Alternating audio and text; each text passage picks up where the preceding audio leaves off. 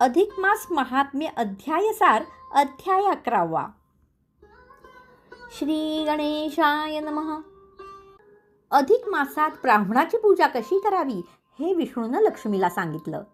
तो म्हणाला, सत्यवचनी, तपस्वी, अहिंसक, षटकर्मे यथासांग करणारा असा ब्राह्मण हा पूजेसाठी योग्य ब्राह्मण होय. ब्राह्मणाची रोज पूजा करणं फारच उत्तम.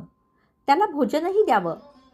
तो सुलक्षणी, सुज्ञ, इंद्रिय जिंकणारा, शांत, इतिहास आणि पुराण जाणणारा आणि माझा निष्ठावंत भक्त असावा.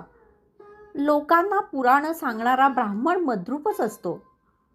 तसंच जिथे अधिक मासाची कथा चालते तिथं तुलसीसह मी आणि सर्व तीर्थे असतो.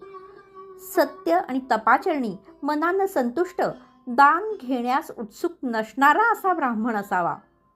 तर जो नित्य कष्ट करतो, नेहमी दुःखी असतो, असंतुष्ट असतो, तो ब्राह्मण योग्य नव्हे.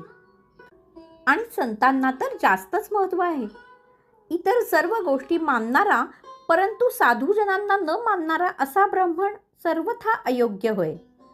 दयायुक्त, भक्तियुक्त, तपस्वी, सदाचरणी आणि मला सर्वत्र व्यापक समजणारे असे जे ब्राह्मण असतात ते मला प्राणाहून प्रिय असतात.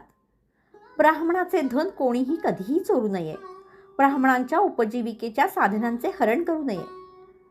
नृगराजाकडून ब्राह्मणाच्या बाबतीत दानदोष घडला, त्यामुळे त्याला विप्रांच्या शापामुळे खोल कूपामध्ये सरडा होऊन पडावं लागलं आणि नंतर कृष्णाच्या दर्शनाने त्याचा उद्धार झाला.